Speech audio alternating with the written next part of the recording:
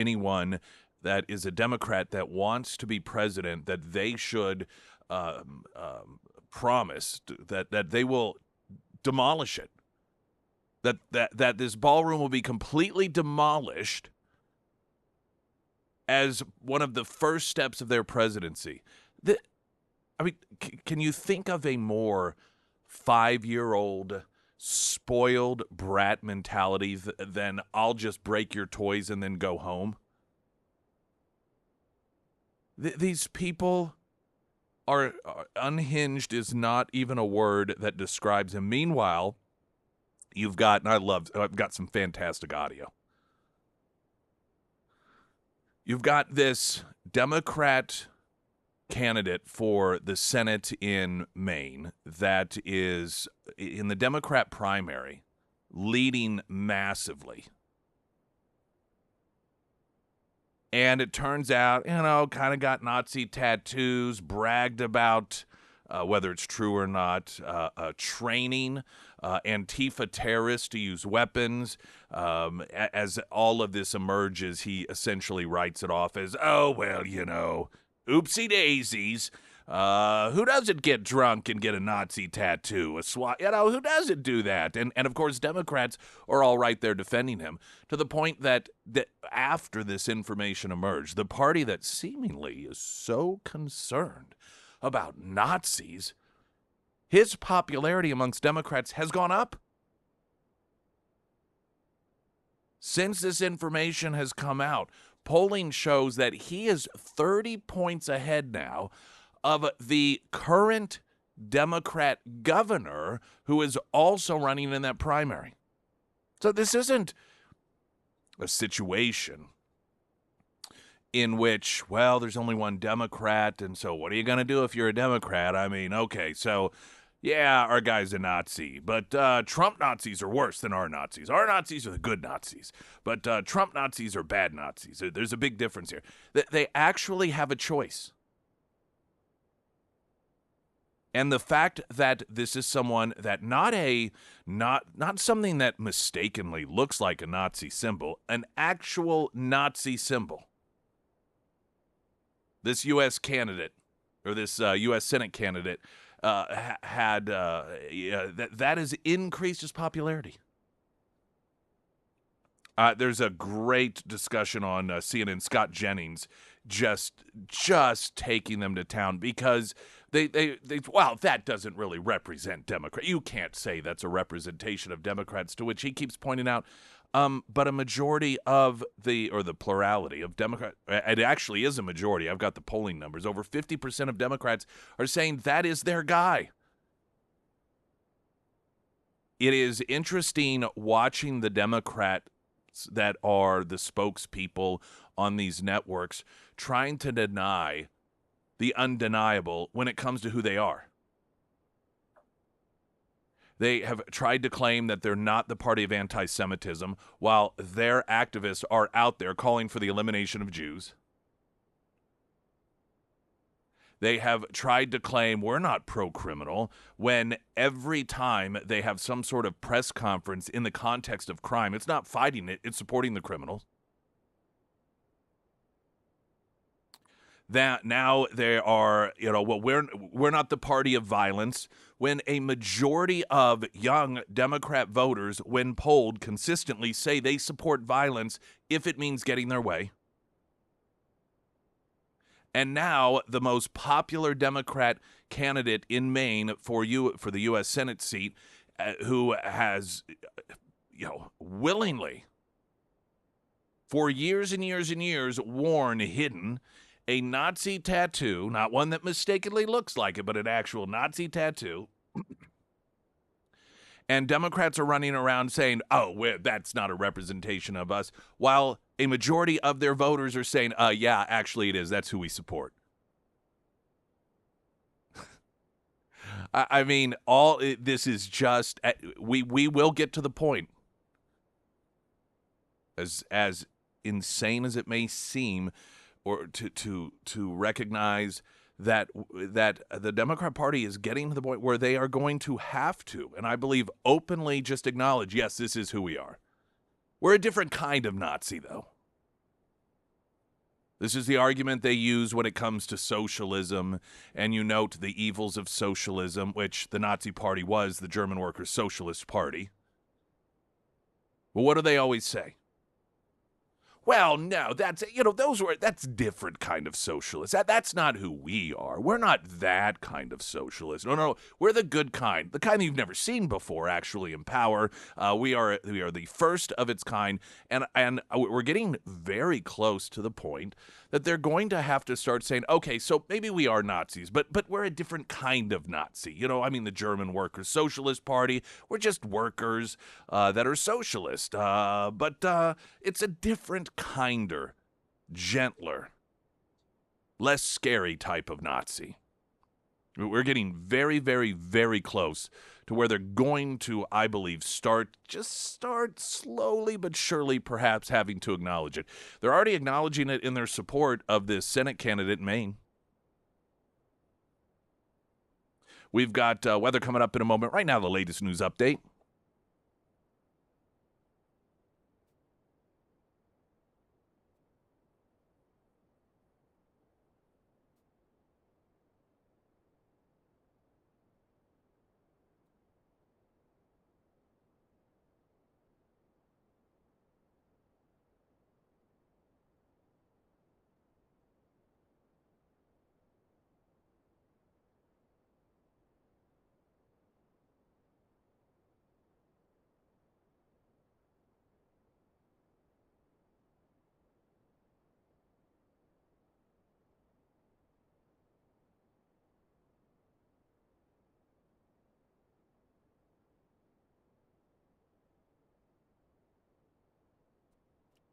The first alert forecast from Ozarks First meteorologist Tom Schmidt, sponsored by St. Clair of the Ozarks Home Improvements.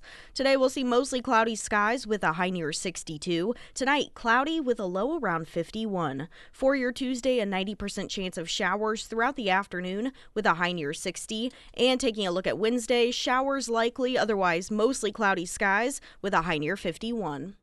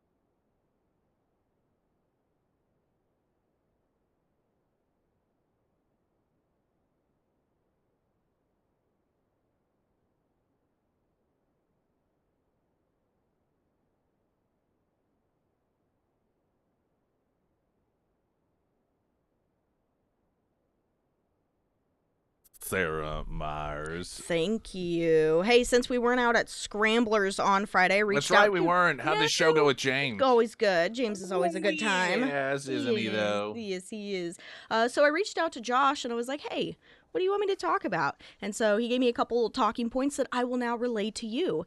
He wants to remind everybody about the insurance process again. He's had a few interesting situations pop up, and he's actually been able to get a few roofs approved by insurance that were previously denied. So if that sounds like your situation, it sounds like the Pyramid Roofing Company may be able to help you out. He also wants to remind you that fall is the best time for a roof install, October through December. It's cold, but not too cold, less wear on shingles during install compared to summer months, and also it's still not too late to file a claim, but don't file if you don't have damage. So that is the words of advice from Josh with the Pyramid Roofing Company. If it's time to have the Pyramid Roofing team out to your home, reach out to Josh today, schedule that free roof inspection. You can find all of the contact information for the Pyramid Roofing Company under the Sarah's Endorsements tab at ksgf.com. Right, I was going to see. I was having some technical issues, and here's what I'm going to do. I'm going to try to open this audio again. Actually, you know what? I'm going to do it during the next break. Here's what I want to talk about first. My apologies. Monday morning hiccups, as they say. I don't know who says that. Someone. I guess I apparently. do. Apparently I do. Okay, so there is apparently a new book that is going to be coming out. It is a new tell-all. And which reporter is this? Well, we'll get to it coming up. It's another reporter that was covering the elections in the White House and the Biden administration. I think Jonathan Karl this might be Jonathan Karl's book, in which they didn't report the news and the things that were going on, but instead were trying to help get Joe Biden elected president, and then once all of that blew up, then decided to actually report the truth about what was going on, the things that they should have been telling us then, but now they can make some money off of it. So the fact that any of these people can even keep their jobs, it's a demonstration that none of those major networks even concern themselves with the appearance of actual journalism. You think about it. These are the people that they hire to provide the information. And then at some point they're like, oh, by the way, those several years you were tuning in to watch me provide you with what was going on, actually wasn't doing that. Here's what's really going on. Oh, by the way, and I'm going to charge you. So I'm going to make money off the fact that I was not doing the job that I was actually paid to do all that time, and I'm still being paid. According to a new tell-all on last year's campaign, Joe Biden spent the last weeks of his re-election meltdown dodging phone calls, not from reporters or donors, but Barack Obama himself. For 2 full weeks before he finally bailed out last July, Biden reportedly refused to take his old boss's call, and even after he quit, he gave Obama the cold shoulder for another month. Sources say Biden's bitterness boiled over after word spread that Obama's team quietly nudged George Clooney to write the July 10th, 2024 New York Times hit piece urging him to bow out of his train wreck debate against Donald Trump, which, of course, we know some of that background. ABC News chief Washington correspondent Jonathan Karl writes in an excerpt from the book Retribution, Donald Trump and the Campaign That Changed America, that was published by the Dispatch on Friday and detailed the 48 hours before Biden announced he was leaving the race, said Obama had been trying to get in touch with Biden for about 2 weeks, but his calls had not been returned. Obama reached out again after Biden suspended his campaign, but the two men would not end up speaking until shortly before the Democratic National Convention 4 weeks later. Obama caused, this is according to Biden World, Obama caused tension when he would visit the White House because he operated as if he was still the one running it, making Biden feel secondary in the room even when staffers were present. According to the book, Joe Biden wasn't just ignoring calls from Barack Obama, he was also snubbing House Speaker Nancy Pelosi. Vice President Kamala Harris, also part of the revelation, refused to call members of Congress to urge them to stick by Biden following the debate. Now, listen to this twisted logic. This is so transparent. Carl reports that, quote, calls to lawmakers Harris believed could be misinterpreted as the early stages of an effort to secure the nomination for herself. If she called Democratic members, those members could later disclose that they had spoken to her and misrepresent the purpose of the call. Al, I don't know about you, but that sounds like total and complete lazy BS.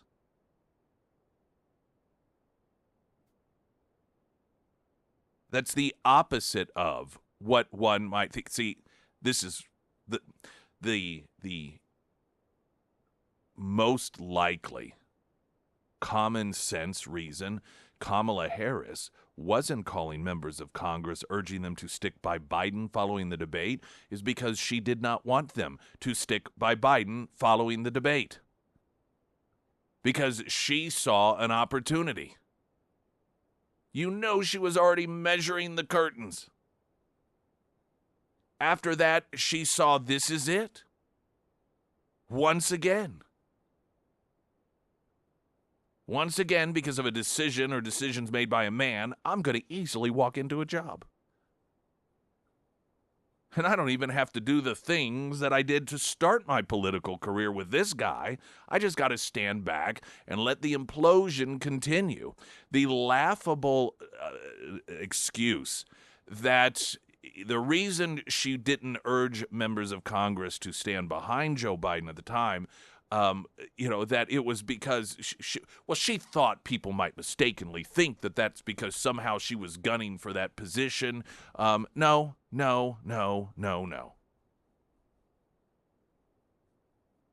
Clearly it was because she did not want members of Congress to show their support for Joe Biden. She wanted the guy out of there so she could be the one to step in. Let's not forget it's from other I don't recall. I don't think it was from her book, but one of the other books, it may have been Jake Tapper's book, noted that she told Joe Biden, you need to endorse me, because if you don't, she's such a bad manipulator, so transparent, telling Joe Biden, if you don't endorse me to be president, then people are really going to think you picked a poor vice president, that your wisdom in picking me for vice president was very, very, very bad judgment. Because listen, when it comes to the presidency, you won't even endorse me? What does that say about you? I'm only looking out for you, Joe. What a horrifically pathetic and bad manipulator that you could see coming from a mile away, or at least some of us can. Apparently, some of these so-called journalists could not. Springfield's Talk 1041, I'm Nick Reed.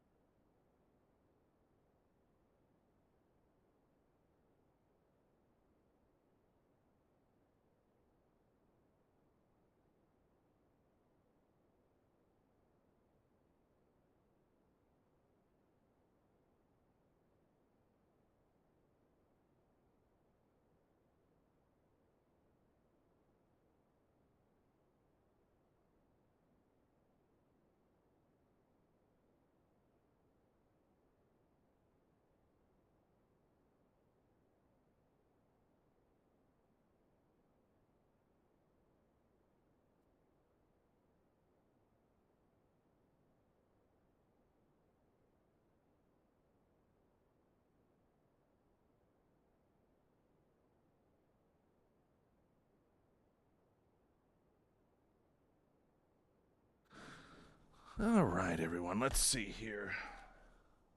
Okay.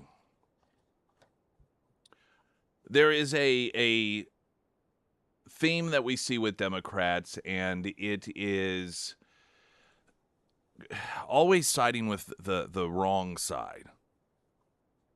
Whether it is male perverts who want to force girls to shower with them or take away their scholarships and their trophies, or when it comes to illegals that are being deported, of all the illegals that are out, all of the illegals being deported, the ones that they really hold up and highlight and take trips to visit are the rapists, child molesters, human traffickers.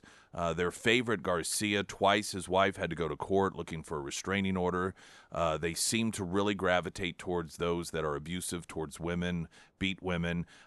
They just are incapable of finding a proper victim. When it comes to the President of the United States taking out narco-terrorists, they are out there, and guess whose side they're on? I think we all knew. We all knew which direction this was going. No, we're not on the side of the terrorists. No, we're just worried about the constitutional authority here. Well, that's just not true, and we'll get into that in a moment. They are on the side of the terrorists. Now, as to why they are on the side of the narco-terrorists, that is up for debate. I would argue, for the most part, it's simply because, like everything else, Trump is against them. And so they have to be on the opposite side of everything that Donald Trump is on, whether that is fighting crime, securing the border, whatever it is, or in this case, taking out narco-terrorists.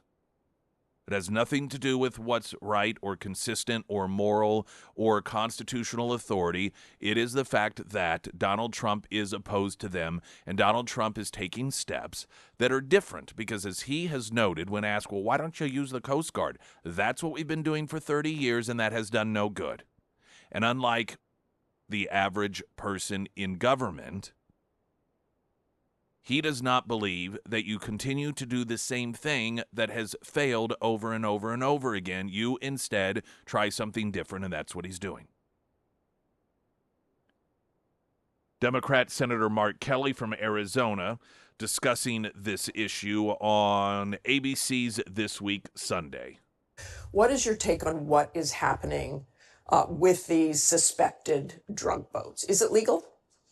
It's questionable. And the White House and the Department of Defense could not give us a logical explanation on how this is legal. They were tying themselves in knots trying to explain this. We had a lot of questions for them, both Democrats and Republicans. It was not a good meeting. It did not go well. They have a secret list of 24 organizations that they have now authorized to use kinetic action against without the normal approach that we have for law enforcement.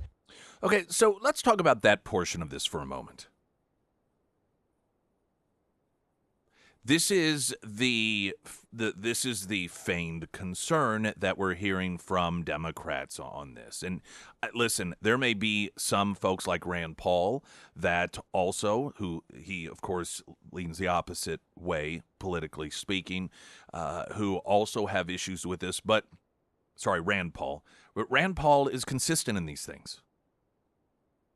Agree or disagree with him.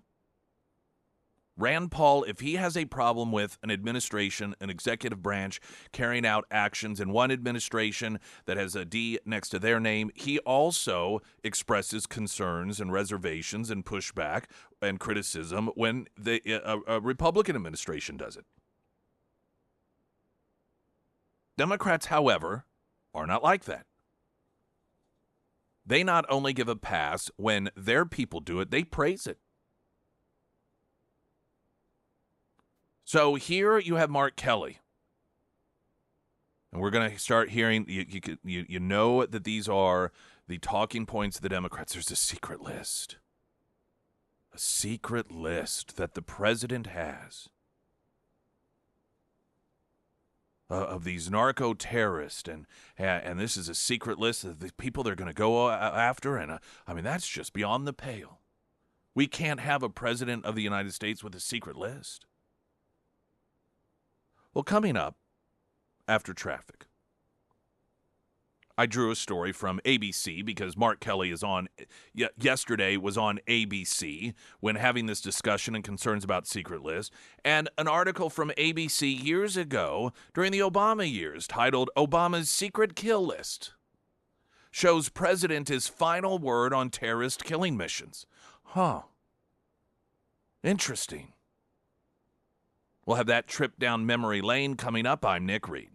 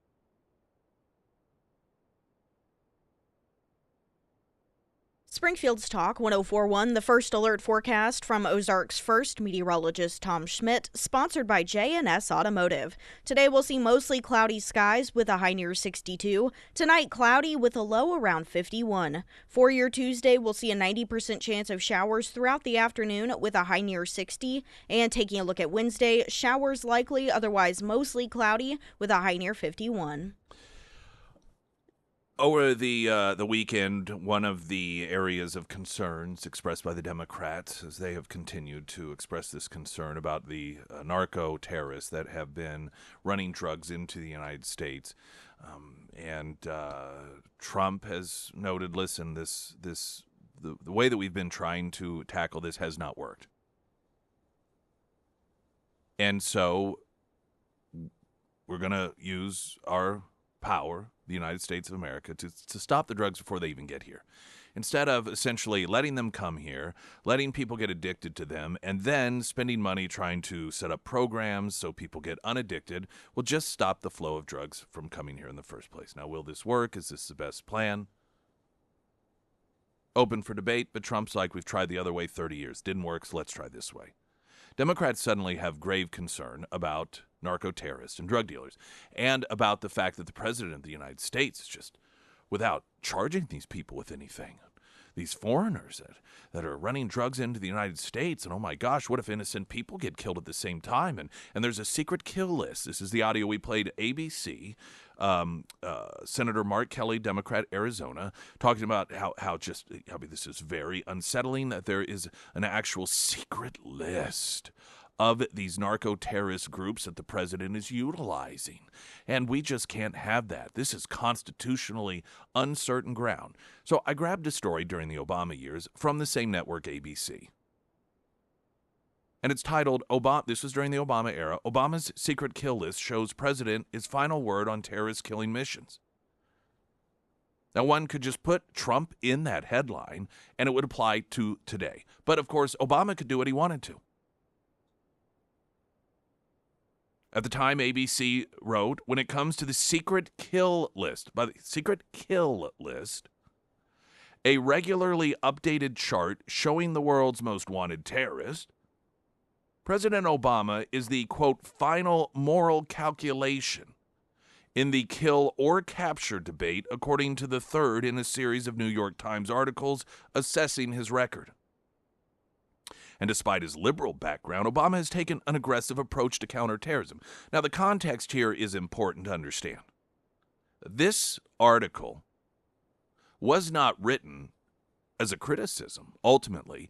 It was written in order to shore up the narrative that Barack Obama will eventually deserve a second term because the issue of terrorism is something that he is so strong on that he is taking these unprecedented, constitutionally questionable powers of killing people, some of which are Americans, without ever even charging them with the crime because he has decided that they're a danger to our national security. So this was done in order to make him look good. The Times, New York Times, said it interviewed 36 current and former advisors to Obama for the article, who described his, quote, evolution since taking on the role without precedent in presidential history, of personally overseeing the shadow war with al-Qaeda. They described a paradoxical leader who shunned the legislative deal-making required to close the detention facility at Gitmo in Cuba, but approves lethal action without any hand-wringing. While he was adamant about narrowing the fight and improving relations with the Muslim world, he has followed the metastasizing enemy into new and dangerous lands. When he applies his lawyering skills to counterterrorism, it is usually to enable, not constrain, his ferocious campaign against al-Qaeda, even when it comes to killing an American cleric in Yemen, a decision that Mr. Obama told colleagues was an easy one. You see, this is all, everything about this tells us what we need to know about Democrats in the media. As I mentioned earlier, when Democrats do something that Trump has done, they don't simply ignore it oftentimes or dismiss it. They embrace it and celebrate it, and that's what this is all about. The New York Times writing about Obama without even charging an American, having him executed. By the way, his innocent son was also killed in that strike. They don't note in the New York Times piece, or didn't at the time, that Obama said it was an easy decision to make in order to demonstrate how callous he is, how even when it comes to killing the innocent child of someone that hasn't even been charged with a crime, but Obama decided during his weekly kill list sessions to have the guy off. They did not describe Obama as referencing this as an easy one in order to show what a monster he was. No. It's to show what a warrior he was. How he was willing to make these tough decisions on behalf of the United States of America in order to keep the American people safe. This is the sort of president that we deserve. And even if we don't, we're lucky to have him. Part of Obama's, quote, evolution on terror apparently began early in his term when a drone strike resulted in civilian casualties. Just days after taking office, the president got word that the first strike under his administration had killed a number of innocent Pakistanis. A top White House advisor recounted the president was very sharp on one thing and said, "I want to know how this happened." In response to his concern, the CIA downsized its munitions for more pinpoint strikes. In addition, The president tightened standards, aides said. If the agency did not have a near certainty that a strike would result in 0 civilian deaths, Mr. Obama wanted to decide personally whether to go ahead. Quote, the care that Mr. Obama and his counterterrorism chief take in choosing targets and their reliance on a precision weapon, the drone, reflects his pledge at the outset of his presidency to reject what he called the Bush administration's false choice between our safety and our ideals. And Obama's success limiting civilian deaths in drone strikes was in part due to, quote, a disputed method for counting civilian casualties embraced by Obama. According to the Times, the White House changed the definition to consider, quote, all military-age males in a strike zone as combatants, unless there is explicit intelligence posthumously proving them innocent, which, of course, is an impossibility. So what the New York Times wrote at the time is due to people, particularly left-wing activists, because there were some left-wing anti-war activists at the time that were complaining loudly about the fact that Obama was doing a hold my beer when it came to innocent civilians being killed from the Bush administration. And that was one of the things he campaigned on, was that that's not who we are as Americans and so forth. Well, he got in there and stepped it up, killing even more civilians. So they redefined what constituted a civilian. Suddenly, every single male considered fighting age by Al-Qaeda, which we know is 13, 14 years old, and of course half the human population because they're male, were considered under Obama to be free targets.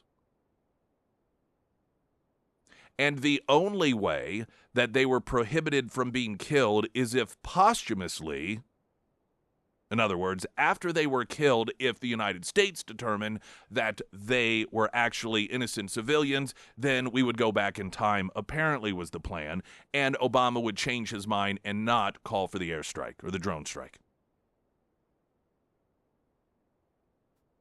Obama's personal involvement in counterterrorism operations can be seen in his study of the baseball card-like kill list. For example, in January of 2010, 4 months before he ordered the operation that killed bin Laden, Obama questioned the ages of some of the al-Qaeda suspects, asking how old are these people? Obama asked during his regular Tuesday briefing with intelligence officials dubbed Terror Tuesday. Well, what a fun name Obama had for it. While the rest of us were having Taco Tuesday, Obama got to have Terror Tuesday, where he was given a baseball card list of people, sometimes including Americans, that he got to decide whether to execute or not. During that one particular meeting, it was noted, quote, if we start to use children, we're moving into a whole different phase. Talking about classifying children as combatant age. The White House also struggled with the so-called whack-a-mole approach to counterterrorism. An al-Qaeda leader killed in, saying a drone strike is simply replaced with another, noting one guy gets knocked off and the guy's driver, who's number 21, becomes 20, said William Daley, Obama's chief of staff in 2011, telling the Times, at what point are you just filling the bucket with numbers?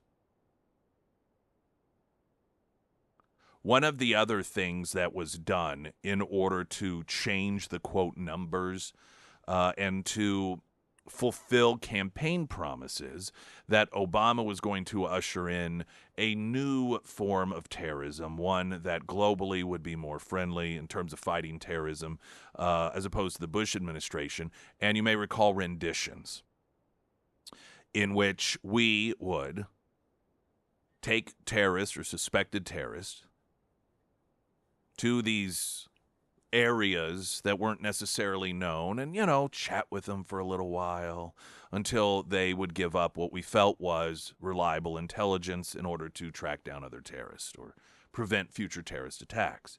And this was something that was terrible, horrible. These detention centers were going to go away. Well, what would happen is they just redefined what a detention center was. That is how it was that the Obama administration continued on in its efforts to fight terrorism in a way that was counter to what he campaigned on. That was just to change the definition of things. It's really easy to slash the number of civilians you accidentally kill when you change the definition of civilian, essentially being only females, and everyone else is fair game. Suddenly, you could kill off a soccer game where, of course, no women are allowed because it is a Muslim-populated area, and you launch some sort of drone strike and you kill 120 individual males that are at a soccer game in order to get one terrorist, but because you changed the definition of terrorist and civilian, you can say there were no civilian casualties. That's how Obama did it.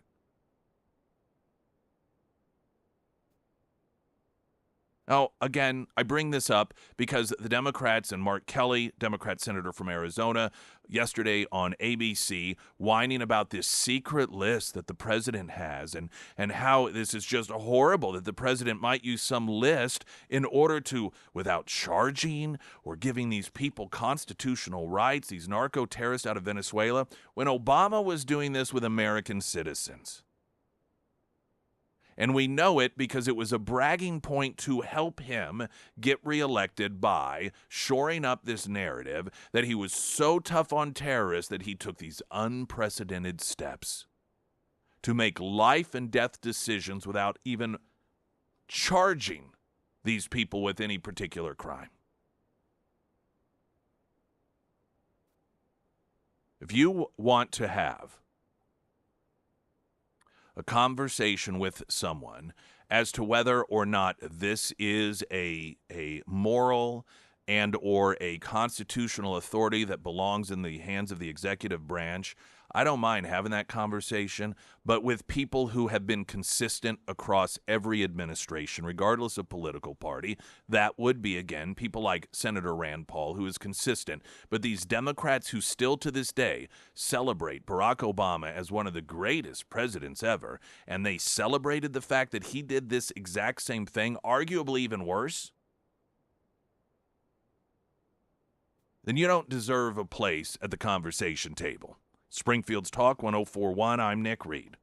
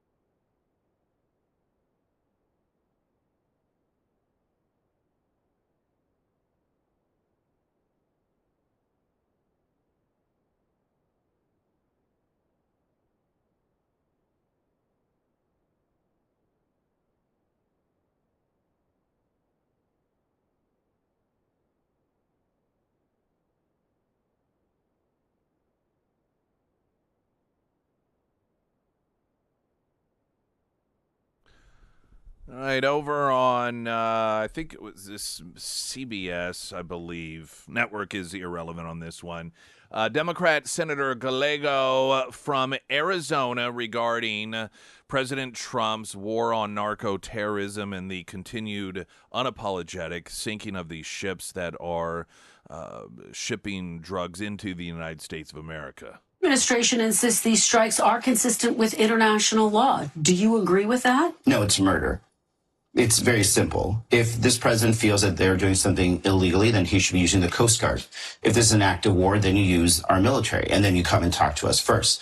But this is murder. It's sanctioned murder that he is doing that. And it's very simple for someone like him to talk about killing people or doing something in the name of war. He's never actually served. He's never actually pulled a trigger. And it's very dangerous what he's doing, both to our international relations, to our friends down in South America, and to these men and women that have to make these calls for a president who has zero understanding about the responsibility someone has when it comes to having to make life and death decisions. It's disgusting what he's doing.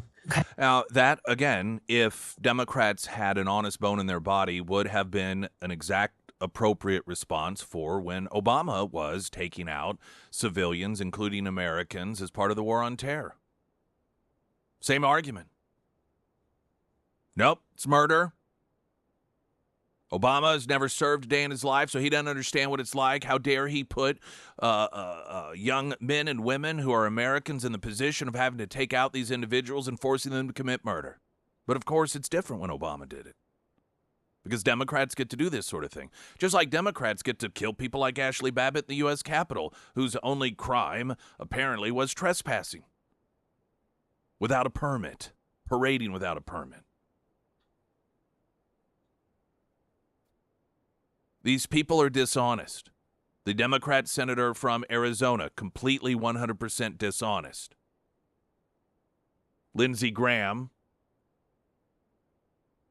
his response to a Democrat U.S. senator calling men and women who serve our country murderers. Senator Gallego on another network accused President Trump and our military of committing murder by attacking these drug boats.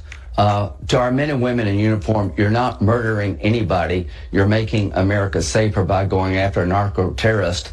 You're following lawful orders. I just put a button on it. This is not about constitutional authority.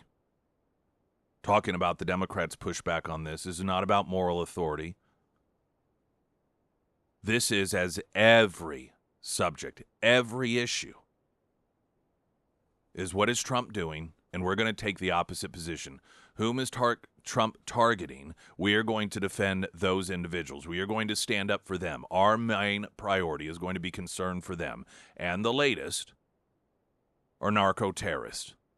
Isn't it amazing how we have gone from a country that at one point in time, just several years ago, one of the top domestic concerns was drug overdoses in this country, was the drug trafficking in this country, was the importation of drugs in this country, until Donald Trump starts to take meaningful steps to actually prevent it from happening. And suddenly, you don't hear that concern so much any longer, do you? You don't see the stories about drug overdoses and how it's impacted not just families, but entire towns. Used to see this all the time. These entire towns, particularly up in the Appalachian area, how they're just overrun with drugs. For a period of time, of course, they pinned much of it on the pharmaceutical companies. But as increasingly people in this country began overdosing and become addicted to drugs that are being imported from other countries, seemingly now that Donald Trump is taking them on as narco-terrorists, nothing that we should worry about. Number one priority should be whether or not there are innocent fishermen on those drug boats that get killed.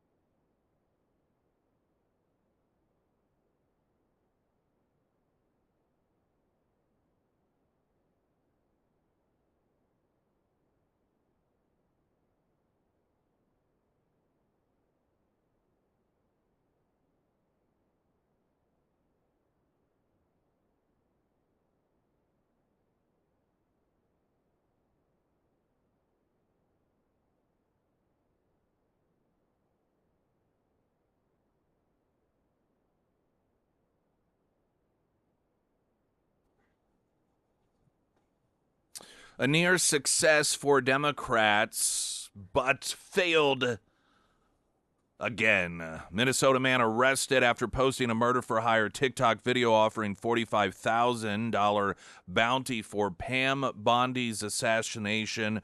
Unfortunately for Democrats, however, he was arrested, according to the Tampa Free Press. So close, so close. Just keep it up, though. Keep up those efforts. Eventually, turn over enough cards and you'll get that ace. News in 60 seconds. I'm Nick Reed.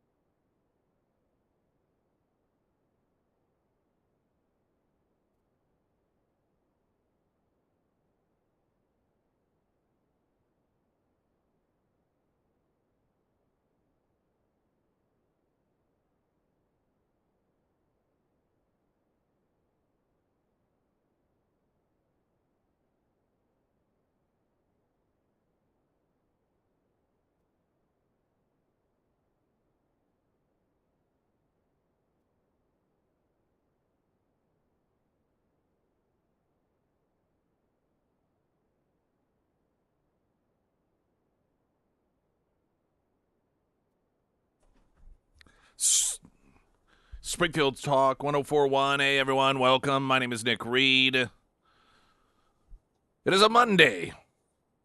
Just in case you are having a difficult time keeping track of that stuff. You miss any of the show, fear not. We will have the podcast. Well, we do have the podcast section on the site. Also, the KSGF app, Spotify, iTunes, and I'm sure some other places as well. I want a great homeloan.com. If you got home loan needs, you got the Carrickers and their team. Great people I've been telling you about. I've been doing this long enough. Started with their father, Don. Now, Alex and Anthony and that team, as they for years now have carried on what has been over a very long and deliberate time built up this service for people right here in the 417 and dedicated to making sure you have the best possible experience, which usually when it comes to financial engagements of any of a magnitude this large, buying a new home, whether it's for your personal use or you want to maybe start purchasing homes in order to do rentals or maybe duplexes. I know that's a great way to start out. Buy a duplex, live on one side, and then rent out the other to pay off the mortgage, and you can go from there if you want to sort of expand, get into the real estate industry. They can help you with all of that, and reverse mortgages, refinancing, you name it. They are experts here in the area, and they are here not just to go through the actual process. They aren't there like, once you decide, then come talk to us. Utilize them and their knowledge when it comes to making the decision, whether it's the right time for you to do that. And they won't make the decision for you, but they'll give you all the relevant information so you can make the best decision for yourself. I want a great homeloan.com because you do. We should have Congressman Burleson coming up here in just a couple of moments. Did want to share with you a historic first in New Jersey politics. Orthodox Jewish leaders from across Ocean County have, for the very first time in the history of endorsing and supporting political candidates, have united behind one candidate for governor, and that is the Republican gubernatorial candidate, Jack Ciattarelli, forming one of the state's most influential faith-based voting coalitions, according to a report. The Lakewood Scoop reported that the endorsement, announced jointly by Jewish councils representing Lakewood, Jackson, Toms River, Howell, and Manchester, mark an absolute historic and unprecedented show of unity from a community that has become a decisive force in New Jersey politics. And many of you are saying, well, it's about time. If there ever is a contradictory relationship in the eyes of most casual observers that aren't directly connected to the faith, it is that being people of the Jewish faith continuing to support the Democrat Party that is openly and has openly embraced as a political constituency people who want the elimination of Jews. And that tends to make one feel just a bit unwanted.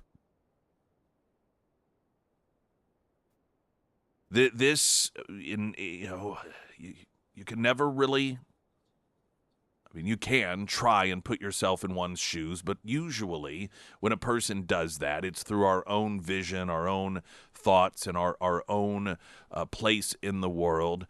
So as a non-Jewish person, I can try, but I can't fully recognize and understand what goes on in the mind of a Jewish person when it comes to these sorts of things, when it comes to politics.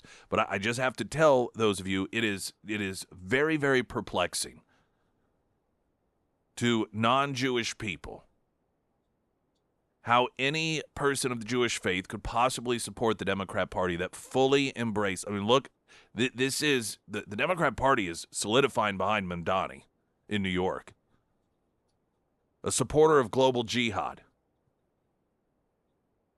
This is a guy that says, who am I to tell Hamas what to do? The signs are everywhere. The anti-Semitism that we have seen not just pop up accidentally in the world of university campuses, but has been a deliberate cultivation Young people have been you don't just magically become anti-Semitic. You get trained to be that way. And when you saw here in the United States of America the single largest support for Hamas and anti-Semitism coming from the university campuses, it didn't get there on accident. And outside of Hollywood, I think it's fair to say there is no place in the United States of America, or the world for that matter, in which Democrats have such complete and total cultural control. It's not a coincidence that those places on our or in our country in which Democrats have complete cultural control, that you have such a significant amount of anti-Semitism. Not a coincidence. That doesn't happen by accident. And so non-Jewish people have been really, over the last couple of years, scratching their head, saying, why would you support a party that supports people who want your extermination? Apparently in New Jersey, this question has been to some degree answered with the historic coming together of all of the different Jewish leaders through Ocean County uniting behind the Republican candidate for governor of New Jersey. Springfield's Talk 1041, I'm Nick Reed. Latest news update.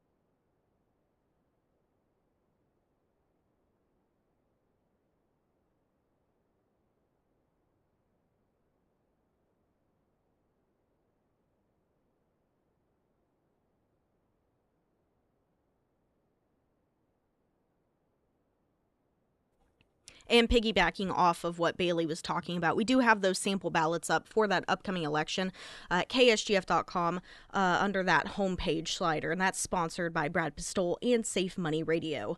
The first alert forecast from Ozarks First meteorologist Tom Schmidt, sponsored by St. Clair of the Ozarks Home Improvements. Today we'll see mostly cloudy skies with a high near 62. Tonight, cloudy with a low around 51. For your Tuesday, we'll see a 90% chance of showers throughout the afternoon with a high near 60. And taking a look at Wednesday's, showers likely and then mostly cloudy with a high near 51.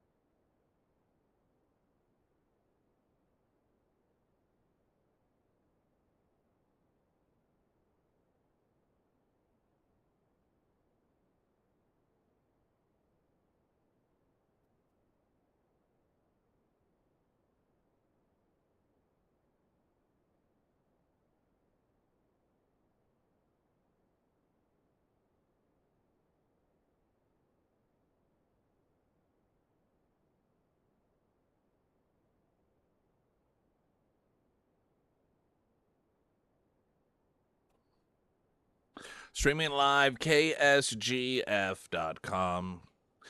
We are on YouTube. You can watch video of the show from in studio. We do that Monday through Thursday when we are in studio. Of course, Fridays we are out at Scramblers for the Friday Road Show. Wasn't this past Friday.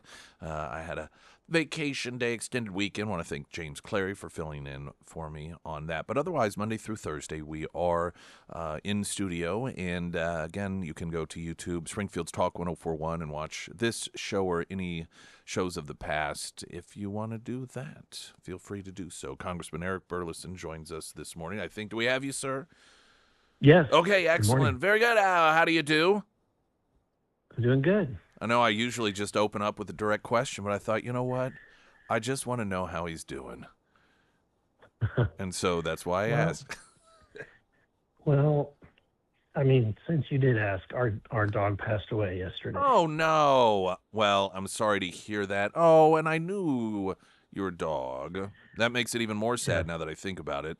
I'm sorry. That's tough, especially with kids. Mm-hmm. That's no fun.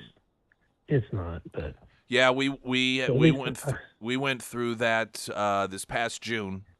So I know most people listening, they know what it's like as well. If they've ever had a dog, they had to either whether the dog passed away on its own or helped along. So I'm sorry to hear that. Yeah, he was a sweet dog for 14 years. So yeah, lived a good life, and but it still is. It's hard. Yeah. Well, I feel really good about the way I open things up now. Continue.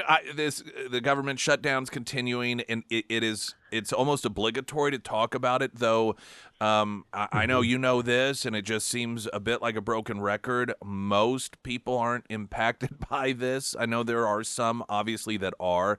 I do love some of the framing of questions that Democrats are getting on this, and I will say the media is not all in with them on their assertion that this is a Republican shutdown, that Republicans are at fault. They're being a bit more even-handed, even going so far, and we're going to play later in the program, Jake Tapper just flat out asking, I think it was Van Hollen, it was some Democrat senator, are you really comfortable denying people food in order to get what you want with this shutdown? I mean, that's essentially the way that he put it, as SNAP benefits or something that are apparently going to be temporarily halted because of the shutdown. Just your latest thoughts on it. And do you see any sort of end in sight, or are Democrats just going to continue to cling to this? Yeah, I think this week we'll see if the Democrats have the resolve. But once they get past this next week, when we get into 1st of November and everybody's missed their SNAP benefits, or federal workers have gotten their first real paycheck loss, then I think that will be telling if that's how committed the Democrats are. But again, I mean, where we're at is we've given all that you can give. I mean, the bill doesn't have a single Republican priority in it. It is the Democrats' own budget. So I don't, other than just give lip service to them, I don't know what can be done, at least within the confines of the bill. So I would hope that they would see reason, and that by the end of this week that they would relent. But who knows? Who knows? We may end up, if we go past this week, then I think that it may go all the way past Thanksgiving or to Thanksgiving. Republicans, I believe, have done a good job on the messaging, been pretty consistent. It seems to be working in terms of people's understanding as to who is ultimately responsible for keeping the shutdown going. That being said, I would really like just icing to the cake would be if some group or organization would organize some protesters to protest outside Chuck Schumer's office. You see this all the time with the left. They'll show up outside of Mike Johnson's office. I know they did it, I think, last week regarding the swearing in of a special election candidate out of Arizona. And to do that, to get some attention, to really hone in that focus of these are the people who are responsible for it. That wouldn't be a bad visual. No, it would be. I mean, you're right. I mean, I think that this is the First Amendment right that the American people have. They should be able to go, you know, protest their members. I get it every Friday at least, every week. Yeah. And you know, and it's good to know what volume of people are in disagreement. But at the end of the day, I think that what's interesting about Republicans is that we tend to not, or people that are conservative tend to not do that. We tend to reserve, you know, keep ourselves reserved and then address it at the polls. Right. So we don't have a George Soros funding a bunch of crazy people to go out there and do those kinds of things. But I do think that people can certainly reach out, email, call, do whatever they can to let these lawmakers know how they feel. We're talking with Congressman Burleson. It's a combination of slight entertainment, but at the same time, just ridiculousness. The way that Democrats are acting about the enhancement to the White House with the East Wing being turned into a ballroom, to the point that Eric Swalwell has said there should be a litmus test. Any Democrat who wants to run for president should pledge to tear it down. These people are insane. Yeah, that is insane. I mean, because he's going to make it beautiful. It's going to be, you know, he doesn't do anything cheap. It's going to be amazing and spectacular. So it'll be an amazing addition to the White House. That's something that's been needed for a long time. I'm sure that as they were kind of going through, you know, tearing down some of it, they realized, oh yeah, there's a bunch of asbestos, and there's a bunch of other really, you know, while we, it has certain sentimental value and it's got historic value. I think that it's important to note that he's not tearing down the White House. Right. We're talking about the office structure. That actually the tip of the office structure in the East Wing. One of the arguments that they continued to, they've of course evolved their arguments, and at one point it was, well, they kept it hidden and they didn't want anyone to know about it until the White House, and Caroline Leavitt, I thought, did a great job pointing out, from day one, Trump was like, make sure everyone's in the loop. We have been telling you about this for some time, and it's not like the White House put up scaffolding and tarps so you couldn't see what was going on. It was all very out in the open, and so upon the recognition that that was a ridiculous argument, and of course prior to that, making it seem like the East Room was part of the original White House and no one's ever touched it. That clearly was proven to be untrue by facts. And now they're saying, well, yeah, but he didn't get congressional approval. That's what's wrong with this. What is there in terms of, and I don't even know if it's ever been challenged, whether or not, though the White House is saying, well, perfectly within his legal rights as the head of the executive to do this. Is there any take on that? Yeah, I mean that goes all the way back to Thomas Jefferson when he made additions to the White House. Congress didn't like that, and that it was controversial, but he did it anyway. I mean, this is whether it was, you know, Nixon adding the bowling alley or Barack Obama adding the basketball court or whatever. Each president, you know, it's their executive. It's under their purview, so they can. And I think that they've all been good stewards. You know, I probably wouldn't have put in a bowling alley, but hey, I mean, that was Nixon's decision. Well, and here is another difference between what Trump is doing and be it Nixon in the bowling alley, or I think, was it Kennedy or Johnson with Kennedy with the swimming pool, and then Obama with the basketball court. You could go down the list. Those were all done for the personal usage and preferences of the president.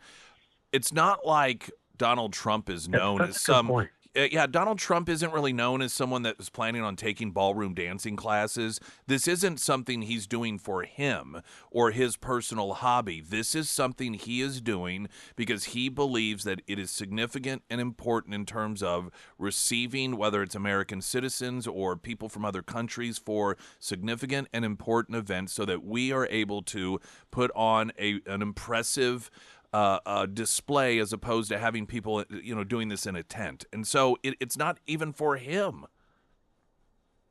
No, and it's going to be finished probably right at the very latter end of his presidency. So he might be able to enjoy it for a very short period of time, but it's designed to last the ages. And so in his experience with owning all these hotels and resorts, Mar-a-Lago, when you go to Mar-a-Lago, it is designed to host, Yeah.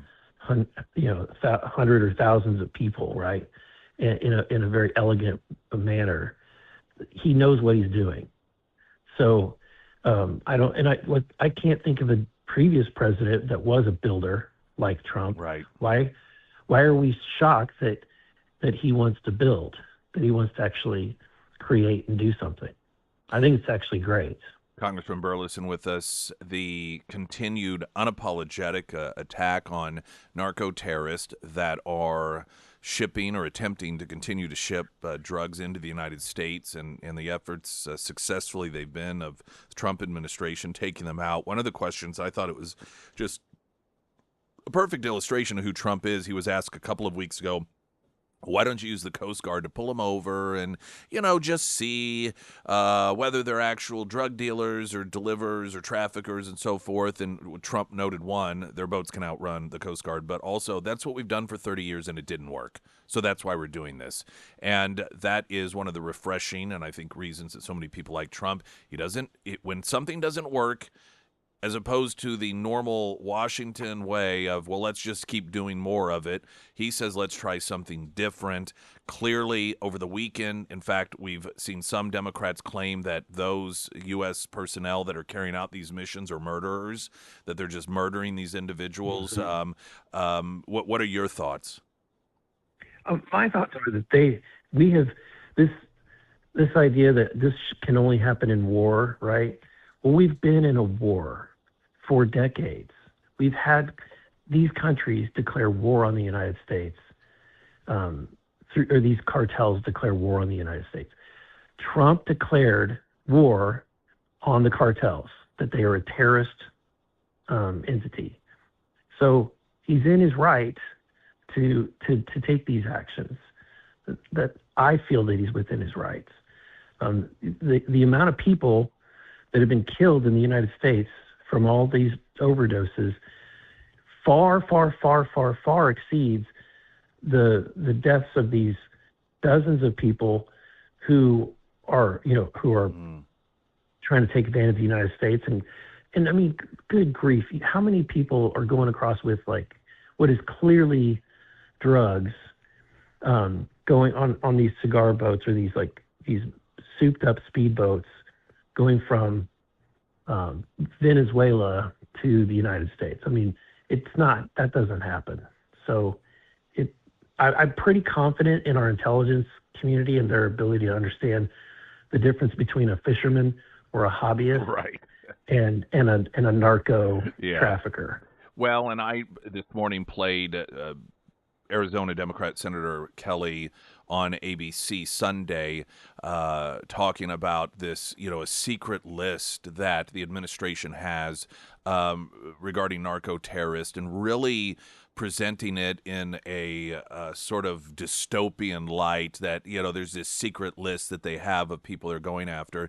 And so I pulled an ABC story from the Obama years talking about the secret kill list Obama had, drawn from the New York Times piece.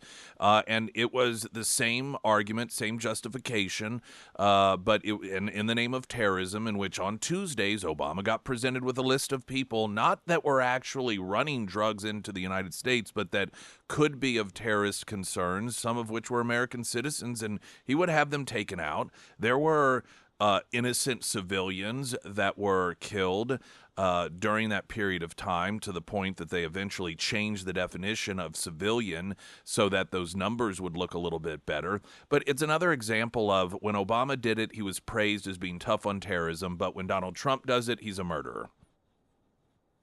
Yeah, I think that rather than acknowledge him for being tough on terrorism or on these drug dealers, they're looking for every criticism Oh they yeah, of can at course. this point. Yeah.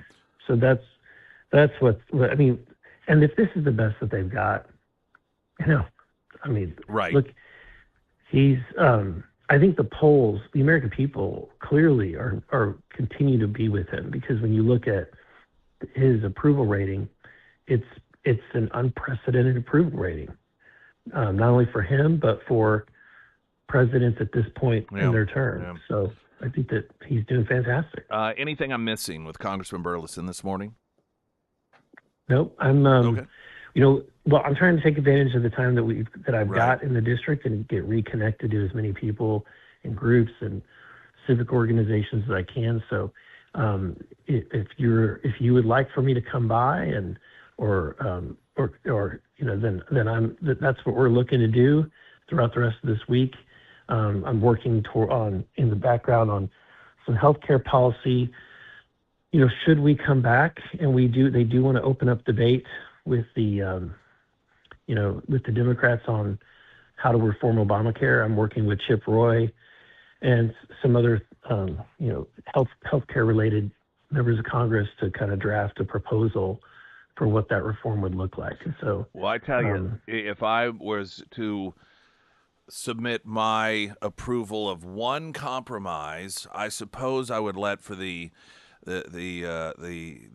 another temporary extension of subsidies if they eliminated the illegality of people purchasing only catastrophic health insurance. That is such a, and I know you know it because I've talked about it on the show before with you. Health savings account. Yeah, or just to be able to buy just catastrophic health insurance, because with all of these different offerings in the area where you can pay $200 a month and you have a doctor and you see the doctor and so much of that is covered, but primary care. Yeah. Right. Yeah. But That is definitely part of our. Yeah. I'm sorry. No, please go ahead. That is definitely so. To give you the nuts and bolts, if I have a quick moment, Yes. is to do just that. So to create a mechanism so that the individual chooses from the entire marketplace, whether it's a state insurance policy, it's a direct primary care, it's high deductible plan,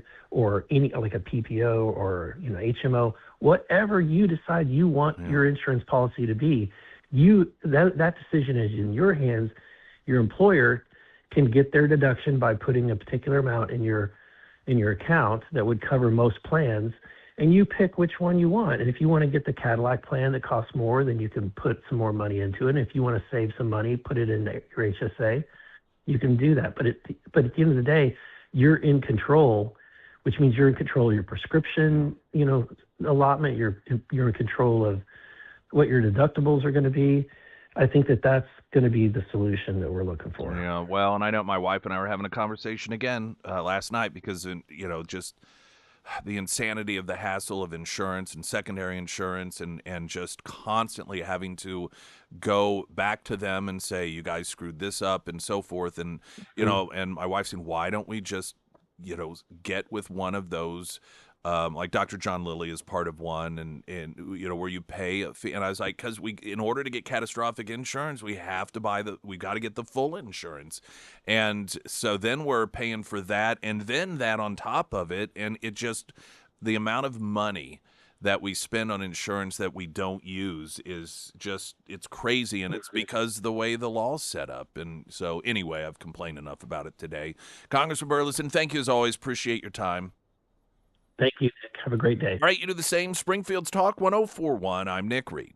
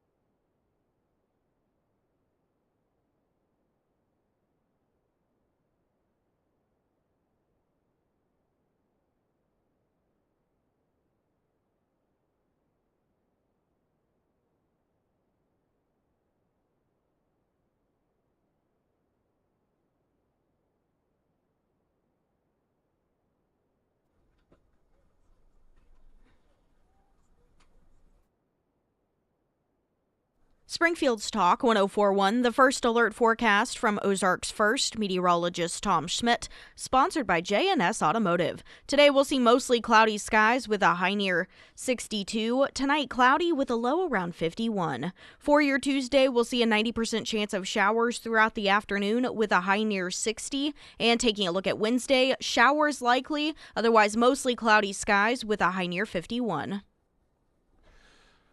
This Democrat senator or Senate candidate in Maine is providing just such fantastic insight into the Democrat Party.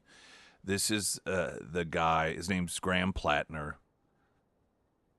And again, it's a primary. Right now he's against Janet Mills, who is the current governor, who is going to run for U.S. Senate. And he's shellacking her, and what has really apparently helped him is the fact that he, among other things, he's called for the killing of, that was the Attorney General, sorry, the Democrat running for Attorney General in Virginia who called for the killing of police. That's a different Democrat. These people, I mean, they got real top tier citizens. Now, which one are we talking about? Let's see. The one with the Nazi tattoo, the one that wants to kill police, the one that wants to kill his kids. Yeah, the one who poured boiling water over her husband's head at the time. I mean, it's just, that is a great way to summarize it. Top tier folks that the Democrat Party continues to recruit.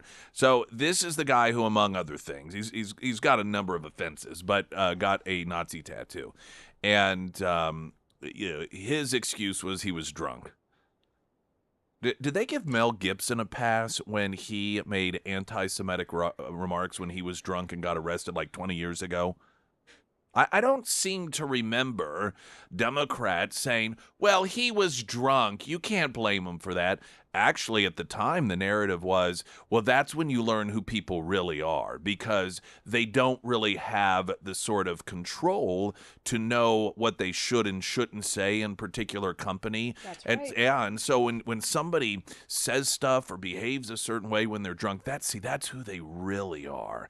And that apparently isn't the same take that Democrats are taking when it comes to Graham Plattner. Or maybe they are, and they just are getting to the point they're fully embracing the socialist roots in Nazism.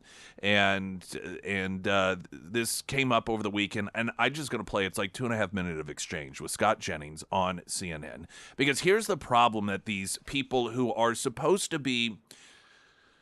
So a lot of these folks on these networks, what they're supposed to do is take the messy reality of the Democrats and repackage it for public consumption. They are to take the making of the sausage, but only show you the real pretty sausage. And the trouble they're having right now is that in Maine, the majority of Democrat voters are embracing someone that got a Nazi tattoo and who has said he trained Antifa and military weapons, so I guess they could go out and murder people. And increasingly these things are popping up that Democrats have long claimed are the sort of things that MAGA America is dangerous because of. And the problem is it's in their party. And this exchange here is just so entertaining because Scott Jennings is pointing out this is a Democrat problem, and they're trying to, of course, claim this isn't a Democrat problem. At this point, if he moves forward, Democrats aren't winning the seat. I hate to break the news to you, but he's winning the primary by 30 points. Well, I think that's why he needs to get out. Getting a Nazi tattoo made him more popular. I don't think it made him more popular among Democrats. You've got a guy running for Attorney General in Virginia who wants to murder Republicans, and he raised $500,000 off of it. You got Nazi tattoo guy in Maine. I sat out here for 2 years, listening to every Democrat at this table say, Donald Trump's a Nazi, Elon's a Nazi, and your party is now in love with a guy with a Nazi tattoo who trained a left-wing paramilitary group and called himself an Antifa super soldier on the internet, and he's going up every day. Good luck getting him. I want Democrats to be who they are. This is who they are. That is not They are. No, it's You're saying the Democrats are Nazis? I'm saying it's very on brand. Hold on, stop. Really, like, are you suggesting that, like, a person who wears a Nazi tattoo because he was in the military or whatever is representative of the entire Democratic Party? Is that the? I'm only reading the polling, Abby. When all this story broke and he started talking about it, he literally got more popular. He's beating the incumbent governor You realize by 30 points. You realize that he's running in one state, in Maine, and you're also saying that because of that, he's representative of the Democratic Party. You said this is who they are. Who's they? Look at the polling. Look at the energy. This is Look, not about this the is who they This is not about the. This is Sanders wants him. The beating heart of the Democratic Party, where their energy is, wants the Nazi tattoo guy. That's what they want. Bernie Sanders isn't the head of the Democratic Party. I think He's not? Absolutely. Don't even have Jeffries and Chuck Schumer. Here's the energy of the party. Here is what I will tell you. Schumer wants Mills. Sanders wants this guy, and he's winning by 30. Let me tell you, this, when polling He's totally unknown. Listen, I understand you don't want to have this guy, and I wouldn't either. He is a totally unknown guy, comes out of nowhere. He's got the full support of the left-wing, progressive Sanders wing of the Democratic Party. And like everybody he's beating. Is who supports Bernie Sanders? Yes, look at the polling. And here's the most important thing. He's beating the incumbent governor of the state by 30 points. This isn't happening in a vacuum. People are comparing an establishment figure like Mills and this insurgent left-wing radical like Plattner, and they're like, you know what? We'll take the Nazi tattoos. It's fine. He's there is so much there. So much there. I mean, the difficulty they're having here is the fact that a majority of Democrats are picking this guy over the Democrat incumbent governor for the U.S. Senate seat. I pulled the polling that he was referencing here, and he has seen a real spike in support since Democrats learned, well, since we all learned that he got an actual Nazi tattoo. This wasn't, again, it's not like Hegseth that had a tattoo that Democrats mistakenly thought looked like some sort of, well, that looks like a Nazi tattoo, so that means he's not qualified. This is an actual Nazi tattoo. And since that has been revealed, he polls amongst Democrats in the primary 58%, Janet Mills, the Democrat governor, 24%. That is a majority. That's almost 2/3 of Democrats picking the Nazi. I love how she tried to downplay it also. So you're trying to claim that a guy who got a Nazi tattoo because he was in the military? No, I don't think he got it because he was in the military. Now, for what reasons he got it? He claims he was drunk, and that was the route he went. But it was not because he was in the military. I know a lot of people who served in the military. I don't know any that have Nazi tattoos. They clearly exist, and one of them is running for the U.S. Senate as a Democrat and is getting the full support of the Democrats. But they sit there and they try to, this isn't a representation of the Democrat Party, to which Scott Jennings, like 60% of Democrats support this guy. Well, so then they try to well, that's only in Maine. Oh, okay. So apparently only in Maine Democrats have an affinity for Nazis. This is like California, where you'll look at the label of something and it notes in California this has been shown to potentially have a link to cancer. Apparently Nazism and the relationship with the Democrat Party and that affinity one has for the other is according to the CNN panel there, isolated to only Maine. Therefore, it's nothing to worry about. These are the same people who, because of some random college students who are Republicans in a group chat, referenced Nazism and told some Hitler jokes, they went apoplectic over it and demanded resignations. And this was a lead news story that told this is who Republicans are. But a guy that is an actual Democrat running for U.S. Senate that is supported by a majority of Democrats that has a Nazi tattoo, and that doesn't count. Of course not. The level of denial here is the same level of denial we see when it comes to the pundits trying to claim that there isn't a problem with violence and a support of violence within the Democrat Party, that these are isolated incidents, that is a both-party problem. But then the polling shows that a majority of Democrats, particularly young Democrats, vast majority, say, no, we support violence. We completely support violence if that's what it takes to get our way. Not only that, but a majority of young Democrat voters surveyed have said that they support violence just to stop people from speaking if they disagree with them. If that's what's necessary in order to stop, quote, free speech that they have deemed to be hate speech, they have said they support it. But then when there is a discussion about the issue of supporting political violence, they get out there and oh, no, just ignore. That doesn't count. Democrat voters don't count.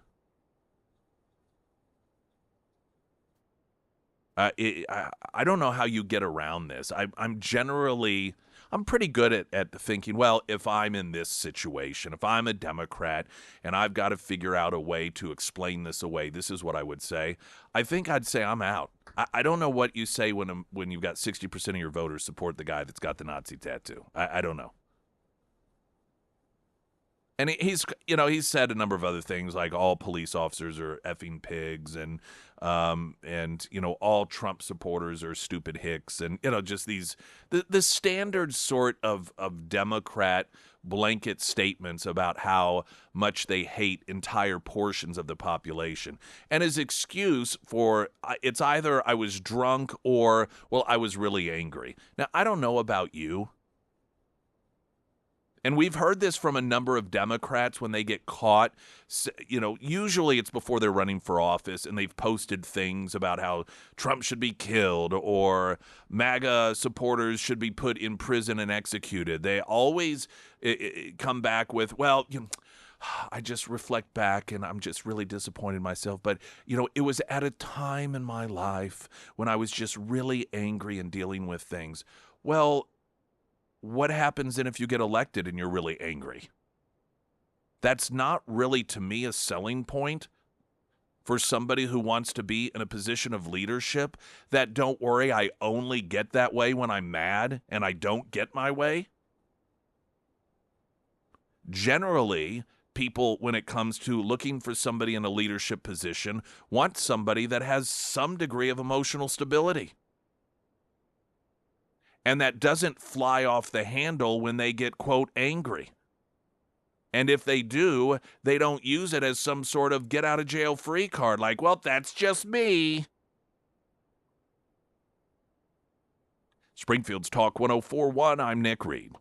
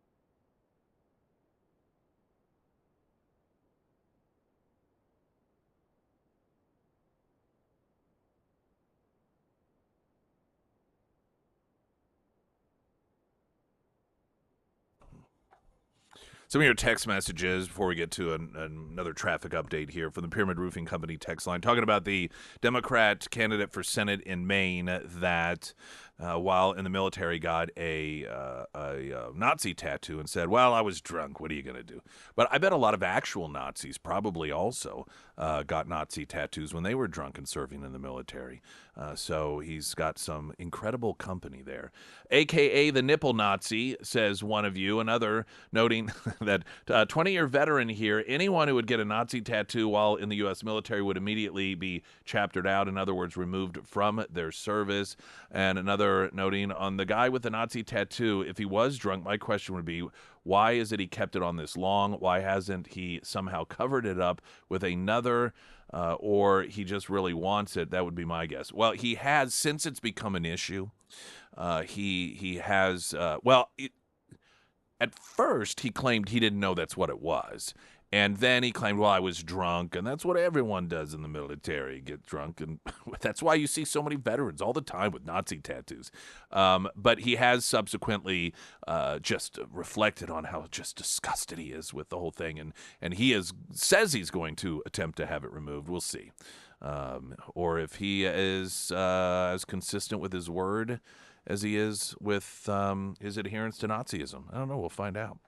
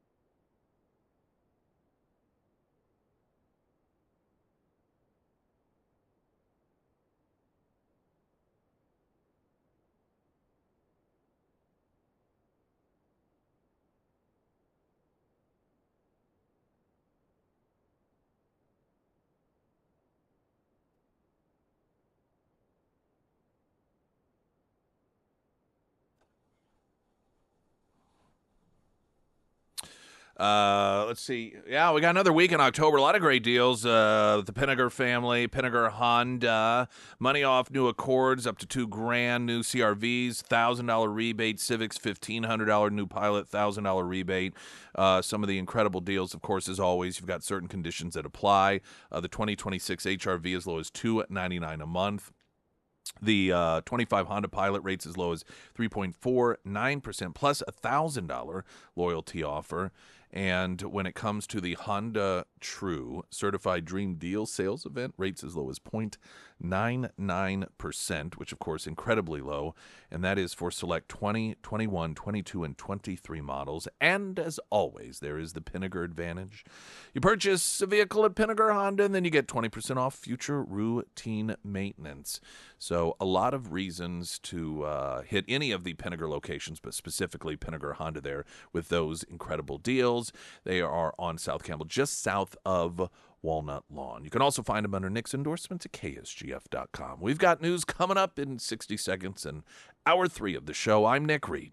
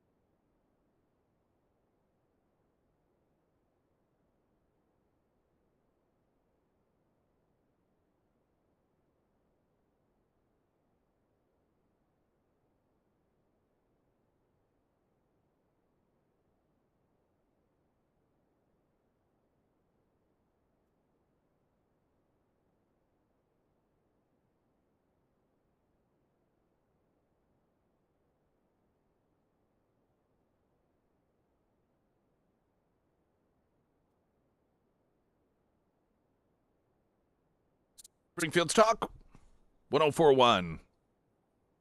My name is Nick Reed. It's pretty clear to most objective observers that left-wing protesters, be it No Kings or otherwise, are just not very happy people. It's such a difference in overall feel from an event like that versus some sort of Trump event, in which people are happy. In fact, I saw there was an article about a left-wing activist who is invited to attend a what is it Moms for, you know, that there's that out of Florida, that Moms organization that I think they're all over the country now, but they're really focused on school boards and schools. And they made news because they were, I don't remember if they endorsed or did some donations up here, but Moms for Liberty, I think maybe is the name of it. That sounds right. Well, whatever the organization, they were having a conference on just education, and they invited this left-wing blogger person, and this article is about this left-winger saying, are you sure you know who you're inviting? They're like, yeah. And anyway, she talked in a podcast about how she was like, everyone was so nice. Like, she even acknowledged that she's going through a bit of an evolution of understanding on a number of these particular issues, and she just we hear this all the time from left-wingers who decide to go into Trump world. How, like, gosh, these people are actually really nice and they're joyful and kind, and it's really weird. Well, it's not weird. That's generally speaking, what you find if you are at some conservative event, be it a Christian event, even the Charlie Kirk Memorial, despite the fact that it was obviously about a horrific thing, there was still just this joy there, this lifting up attitude. You see it at pro-life or / anti-abortion rallies and events, and you would see it at Trump events as well. Just a happiness. Well, then you go and you look at these No Kings people, and it's just like, why? They're just unhappy. There was some conversation involved a psychotherapist by the name of Jonathan Alpert, who was talking about these observations, and he went to a number of these No Kings rally to kind of interact and to talk with these people as a psychotherapist. And a couple of the things that he noted is that what it is that, in his expertise as a psychotherapist, finds that these individuals will go to these rallies, and in fact, they really aren't that helpful for them as individuals. 40-something women are probably the biggest demographic of consumers of mental health services, probably 20s to 40s.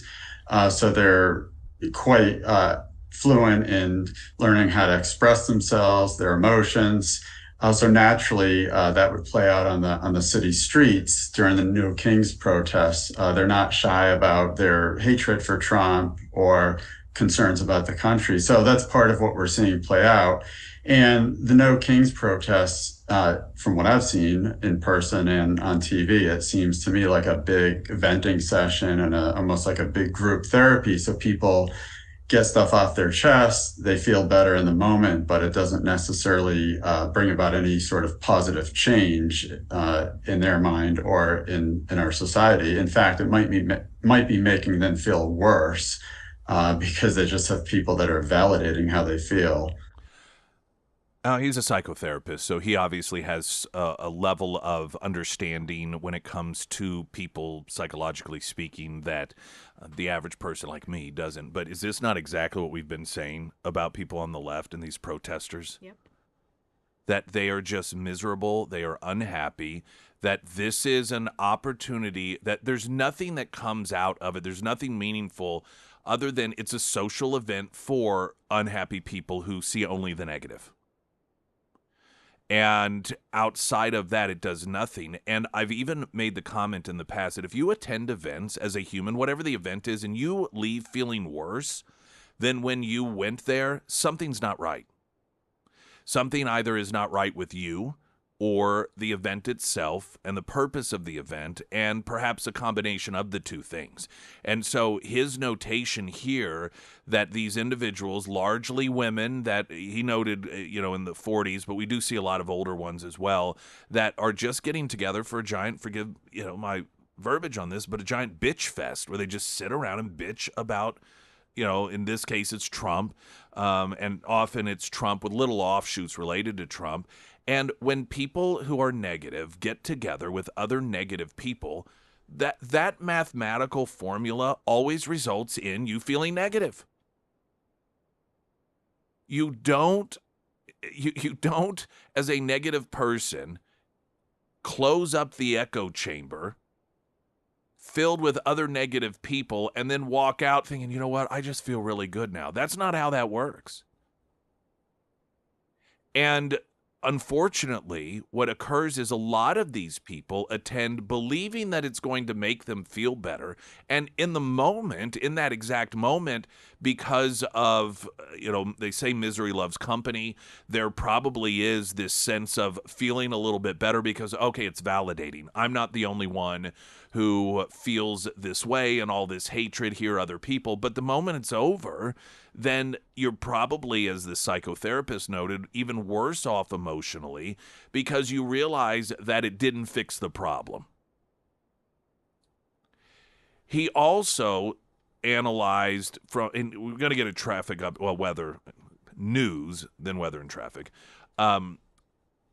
Talking just about the overall disposition of these people that I think is very telling as well. And so I want to play his evaluation of that coming up. It's a psychotherapist talking about, after attending and observing many of these No Kings rallies, what it is that he's observing in terms of the type of people that have been attending them. All that coming up. Right now, latest news.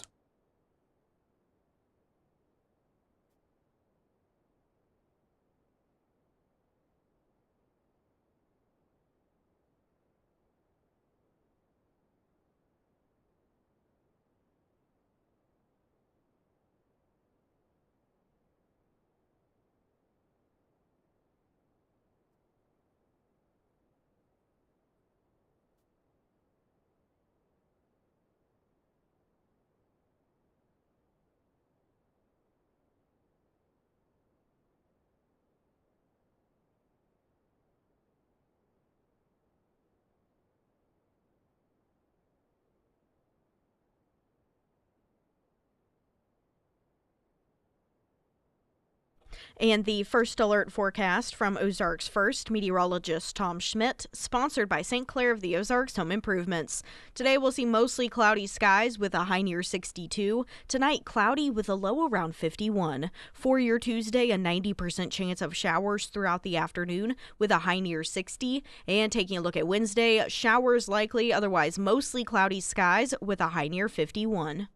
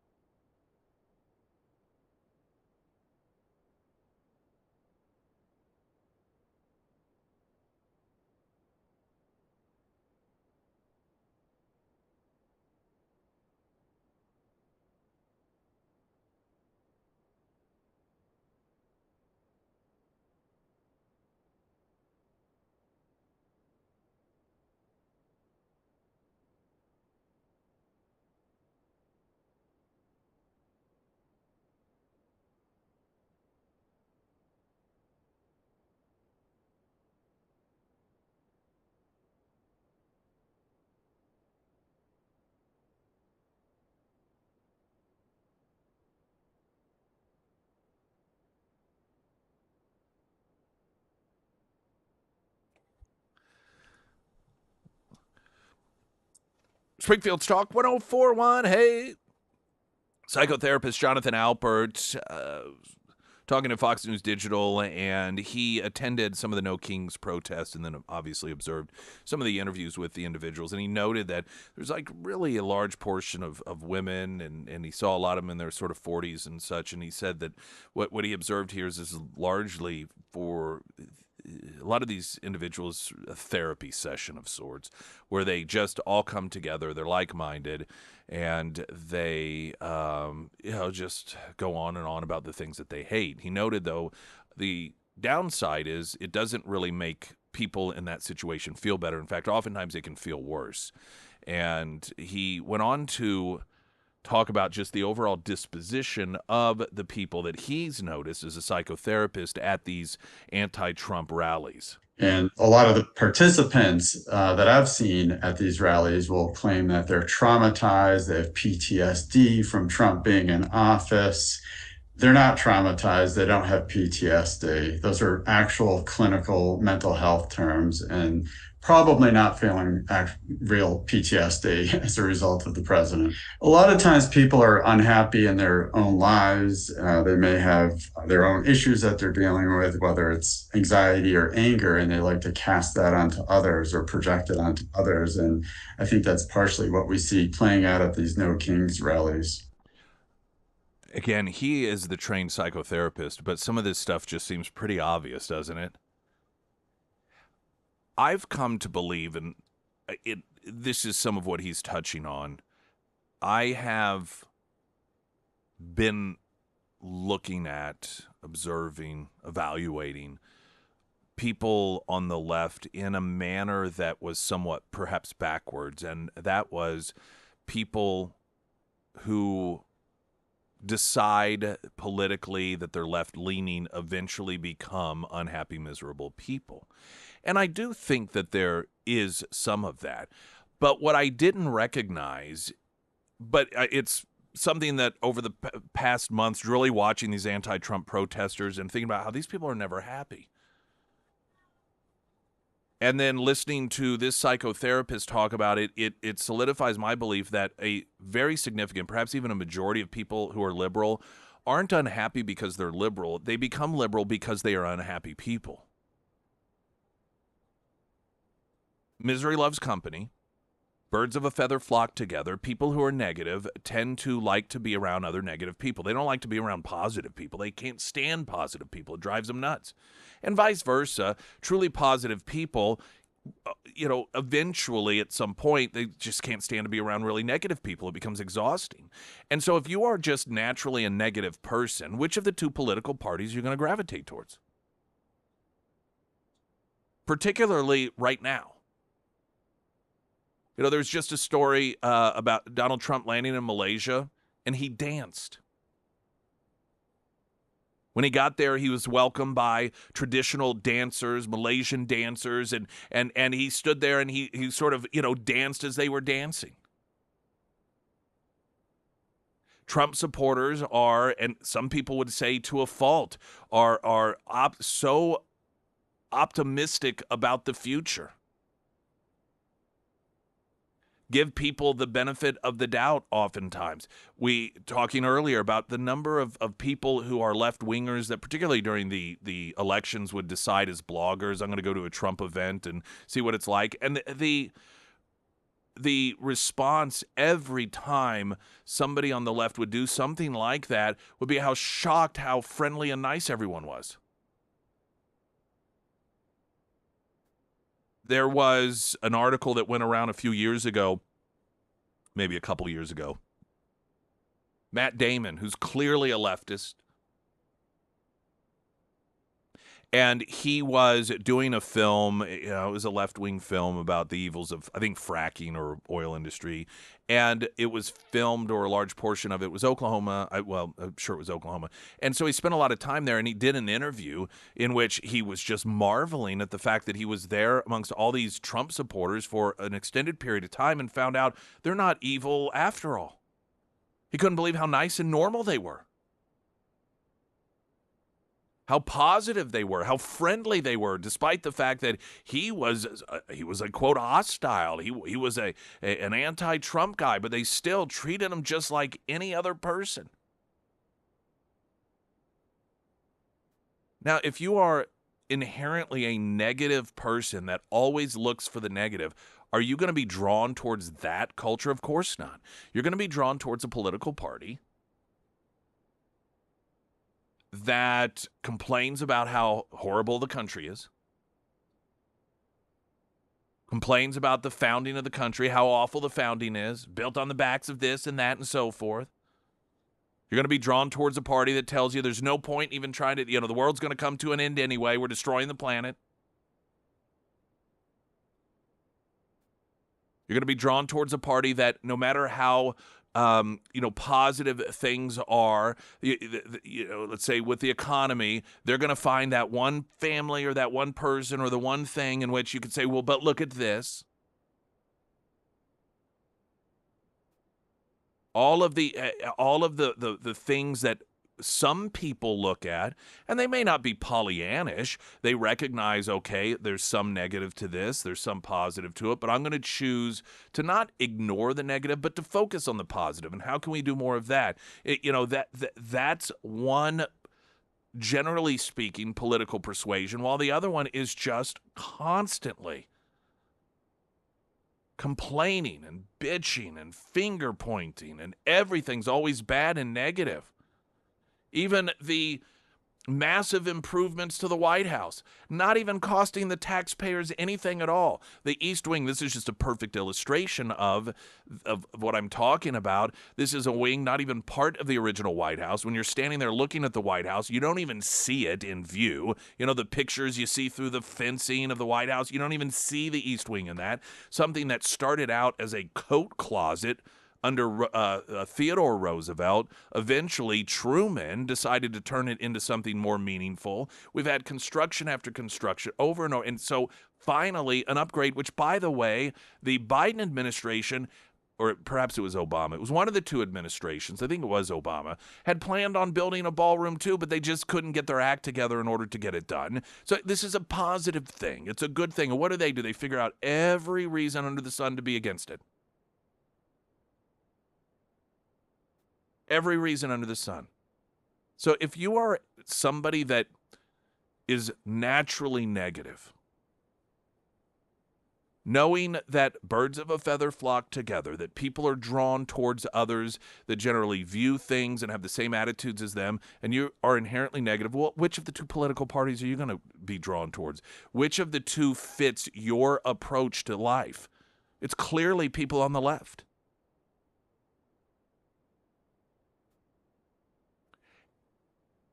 To further demonstrate the point here, if you notice, and as this psychotherapist noted, these people erroneously think that they're unhappy because Trump is president. These people weren't happy when Biden was president. These people weren't happy when Obama was president. Now, that doesn't mean that they would not defend them if they were challenged by a Trump supporter or somebody was pointing out, I think maybe Joe Biden has some sort of dementia here. They would defend that. But they'd still be out there protesting, still complaining. They spent the 4 years Trump wasn't president complaining about Trump. Ferguson was under Obama. The beginnings of the summer of love, and I say years prior to that, after it was before George Floyd, but was it Michael Brown? Was it Ferguson? All of those riots, that was Obama era stuff. Point being is that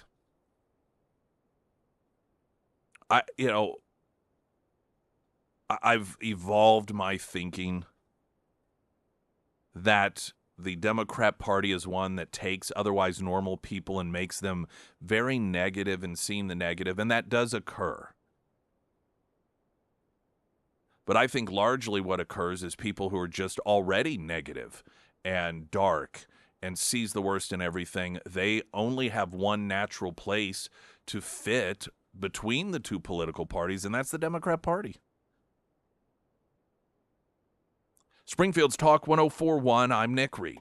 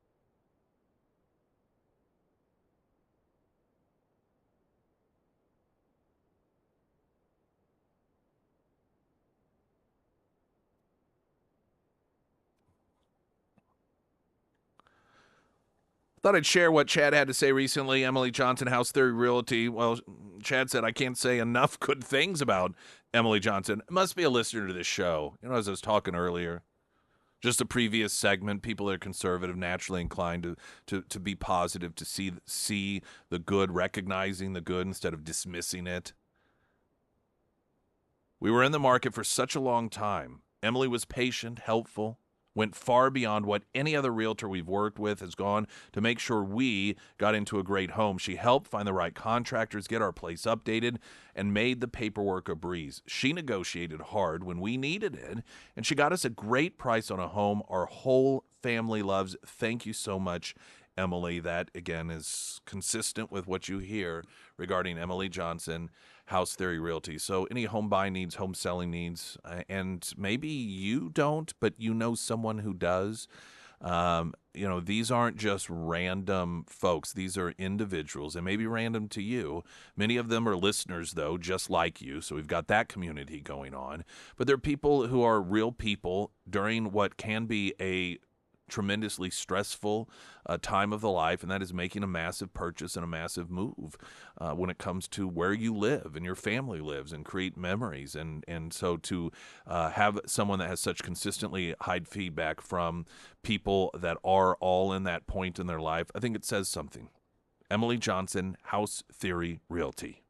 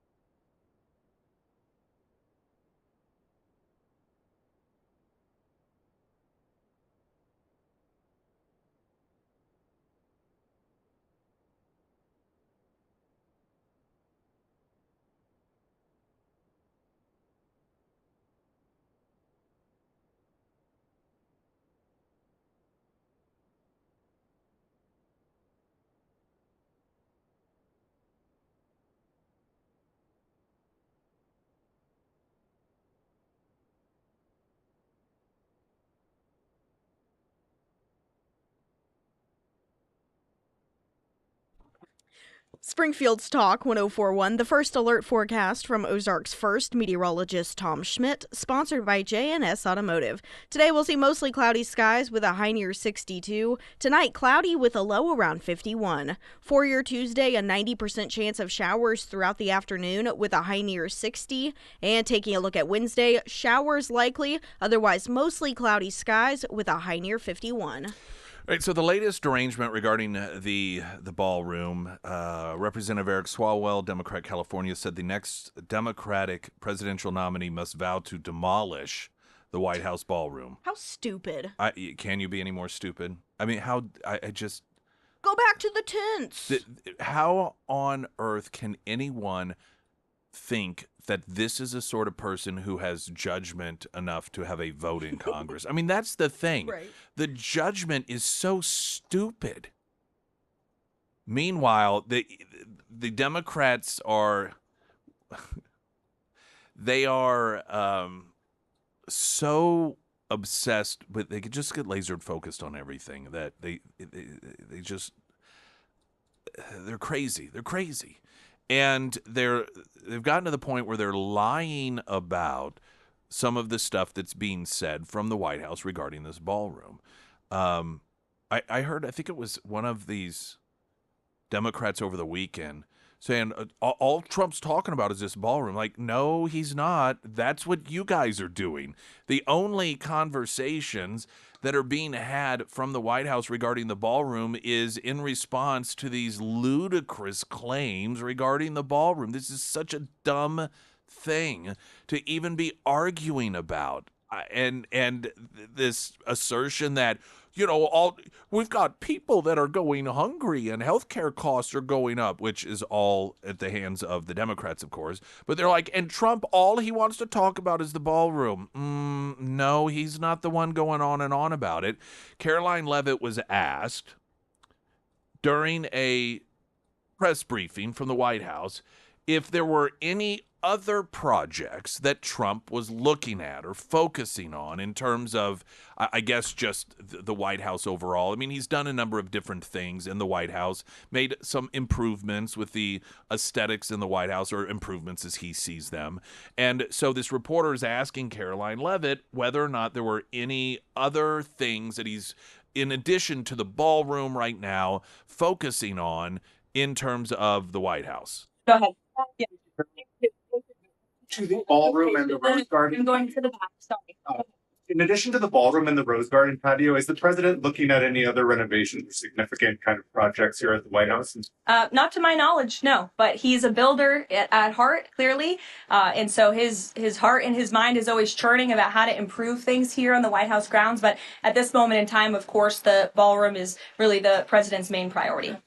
Okay, so she's asked about construction, renovations, and whether there's anything else, and she's like, not really right now. That the number one priority in that context is the ballroom. That's what the renovation focus is right now. Well, Democrats clipped out the content or the context, of course, as they always do when it serves their purpose, and claim that Caroline Leavitt was saying that in terms of everything that's going on in the world, this is his number one priority. It's not trade, it's not the budget, it's not the border, it's not narco-terrorists, it's not peace in the Middle East. That Caroline Leavitt claimed that above all of that, Trump's number one priority is the ballroom. Even the Washington Post editorial board. No, wait. They're defending it. It's CNN fact-checked it as a lie, that what Democrats, that they, took it out of context in order to make it look as if Caroline Leavitt was claiming that for Trump overall, this was the number one priority. And so, when CNN is fact-checking you over a lie regarding Donald Trump, you've just stepped across the line a little bit. In the meantime, the left-wing Washington Post editorial board defended Trump's ballroom construction on Sunday, arguing that the next Democratic president is going to be happy to have this ballroom. The editorial board wrote, in classic Trump fashion, the president's pursuing a reasonable idea in the most jarring manner possible. Privately, many alumni of the Biden and Obama White Houses acknowledged the long overdue need for an event space like what Trump is creating. It's absurd that tents need to be erected on the South Lawn for state dinners and VIPs are forced to use porta potties. Only Democrats would think that that's the way we should do things. How dare Trump want actual bathrooms? How dare he move away from the time-honored tradition of forcing diplomats and world leaders to use porta potties? That's the American tradition. What, though, is typical, and again, it's the Washington Post, so it's left-leaning. They have to lay a little bit of blame on Trump, and what they note here in classic Trump fashion, the president's pursuing a reasonable idea in the most jarring manner possible. So this is to excuse the behavior of the Democrats to some degree, or to make it appear as if, well, Trump, yes, what he's doing is reasonable, but the pushback is because of his unreasonable approach. His approach is not unreasonable. Just because Democrats act like it's unreasonable, what is he supposed to do? Well, but the visuals of the... okay, so he's supposed to cover it up? See, here's the thing about Trump. And some would argue this works against him. He's interested in the meat and potatoes of things. He recognized the need, as past administrations had as well, for a permanent solution, a ballroom, so we don't use porta potties and tents any longer for these events. And in Trump's just do it as efficiently and as inexpensively as possible. And just do it. Now, some might worry, well, people will see that and they won't be able to handle it. So we should, spend $7 million to put up some giant scaffolding with a drape so people can't see what's going on. Trump doesn't have time for that. No, just build it. Just get it done. Now, that is true Trump fashion. He sometimes doesn't spend the time worrying about, well, now if people see it this way, he's like, just get it done. Just do it.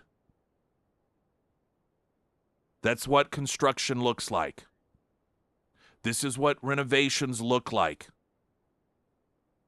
Trump, spending a significant amount of time around construction sites, understands this is what it looks like.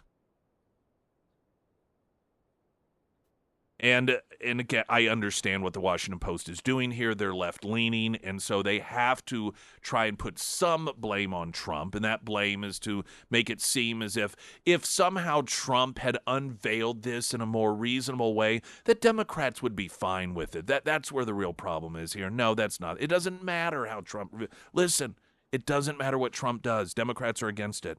It does not matter. Deporting rapists, Democrats are against it.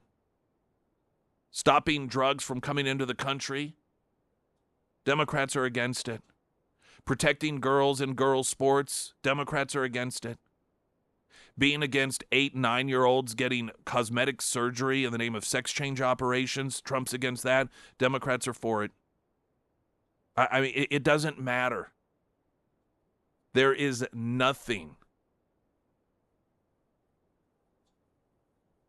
no matter how benign it might be, how non-political it may be, there is nothing that Trump is ever going to do that Democrats are going to say, well, no, that's reasonable. There's no reason to be outraged over that. Gavin Newsom making a fool of himself once again, inviting mockery during a podcast. We'll play that coming up. Pyramid Roofing Company, text line 447. KSGF, I'm Nick Reed.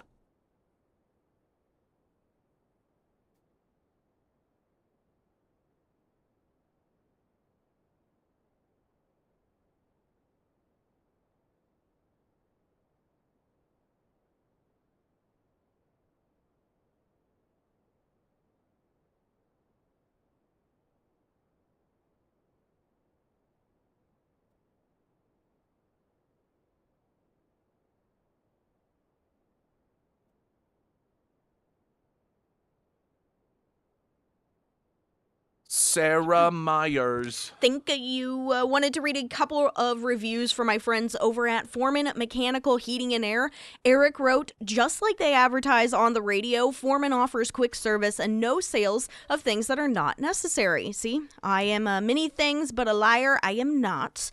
And Rob wrote, I wish I could leave more stars. I met Russell and he came out to give us an estimate on an LP gas line that was, in my mind, a pretty complex gas line for a new gas stove. We set up a time to get the job done, and his man Chaz came out and got the job done in a couple of hours, and he did a fantastic job. I would definitely hire Foreman again. Great service and great price. Now, the Foreman team, they specialize in high efficiency HVAC systems, but like Rob mentioned there, they can also help you out with gas lines, gas line inspections, hot water heaters, or blow-in attic insulation as well. So if it is time to have the Foreman team out to your home, reach out to Russell today. You can find all of the contact information for Foreman Mechanical Heating and Air under the Sarah's Endorsements tab at ksgf.com. Gavin Newsom sat down to do a podcast interview, and this interview is all the smoke. Now, it appears as if the host or hosts, plural, are black. So you can, to some degree, know what's going to happen here because he's a Democrat. And Democrats have to, Democrats, at least of a certain level of notoriety, they have no real true self. They are constantly maneuvering to pretend that they are something that they're not. And what they try to do is mirror, like whomever their audience is at the time, they try to mirror what they believe is the sort of a cultural baseline of that particular audience. This is where Hillary Clinton, of course, claimed that she always kept hot sauce in her purse because that was part of the limit of her understanding of black people is they like hot sauce. And so the accent is something that they oftentimes employ. It's very surface. But again, it's something that they recognize when they think of a black person or they think of, any particular sort of race of people, and they're speaking before that group, they tend to take on that particular accent because, again, those are the limitations of their knowledge regarding those certain groups of individuals. Gavin Newsom, apparently, despite the fact that his father was a state appeal court judge and an attorney for Getty Oil Company, which you would imagine you're an attorney for a massive oil company, you probably are relatively well off, has decided while on this podcast to play up his childhood as one just pretty much, similar to what probably inner city black kids go through, just living that tough life. And here he is talking about his childhood. But also, it was also about paying the bills, man. And it was just like hustling. And so I was out there kind of raising myself, turning on the TV, started, just getting obsessed, sitting there with the Wonder Bread and 5 stacks of, it's like the White Stack 5 story.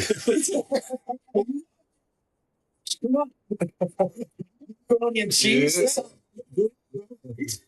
Yeah, every day in the backyard, just bouncing the basketball, throwing the ball against the wall until the ball is just like fraying, man, and your arms fall off. That's it, whole thing.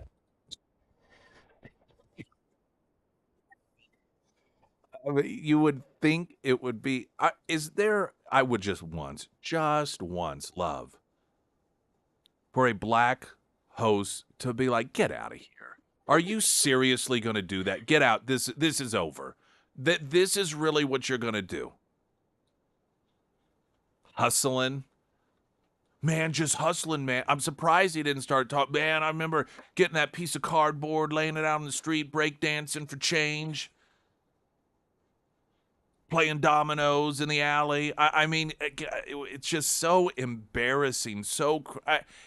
The way that he I can't quite put my finger on it.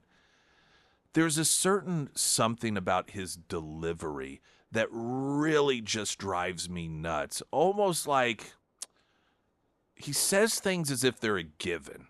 Oh, yeah. It's not just this interview. It's everything that he talks about, whether it's talking about Trump or talking about himself. Oh, yeah. Oh, man, oh, yeah. Oh, hustling out there in the streets. Oh, yeah, playing basketball, just hitting that. Come on. Well, as you can imagine, he's being mocked to great extent, as he should be. Gavin Newsom, one of the great hopes for the Democrat Party.